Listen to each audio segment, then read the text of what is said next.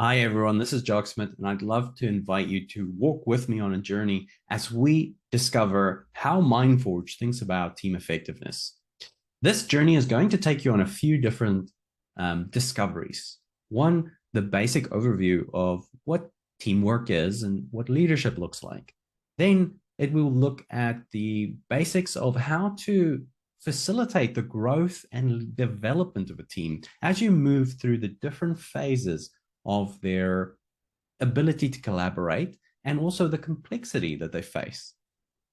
And finally, we'll look at self and systems awareness, thinking about how all the pieces come together and looking at things from the outside perspective rather than from the inside perspective.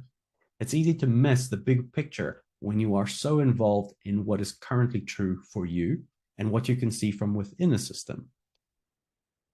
What we want to start with is to talk about the difference between teamwork and being a team leader versus a team member.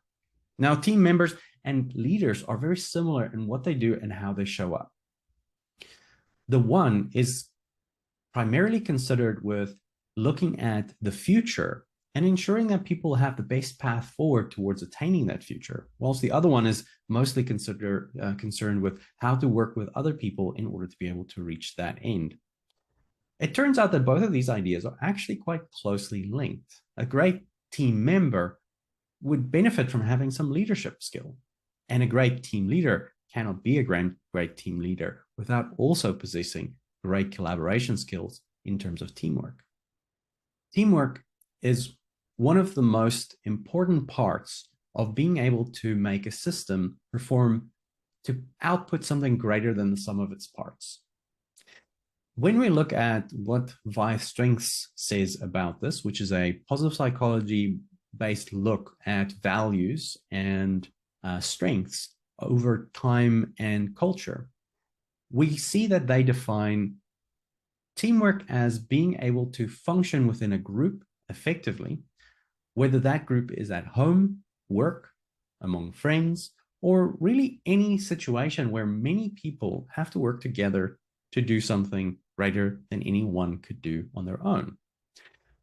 So, how we're going to be exploring this moving forward is three basic areas. One is the overview of what teamwork looks like and what the basic knowledge is that you require in order to start working on shaping and helping your team develop.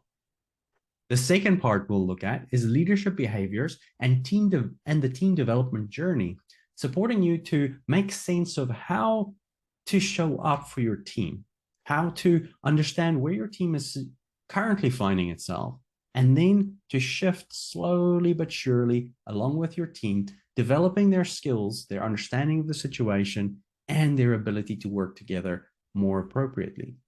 And what kind of behaviors you as a leader should be exhibiting at each one of these phases to support that journey. And then finally, we'll be looking at the outside perspective.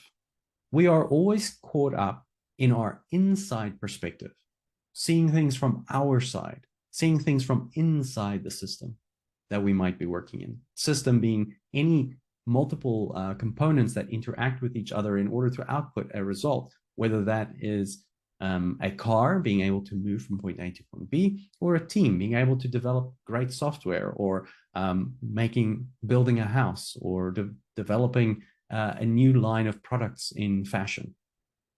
Anywhere where two parts are mutually dependent on each other to deliver something else, two or more parts, that's a system. Now, what does that system look like from the outside? That's called systems awareness. And what about you? How are you showing up in that system? What's creating the situations that you find yourself in? That's called self-awareness. And by gaining these two types of awareness, you can start to find ways to apply this new knowledge that you've gained in more meaningful and more valuable ways.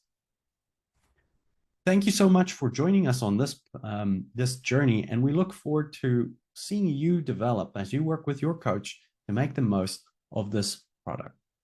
Have a wonderful time, and I look forward to speaking to you again.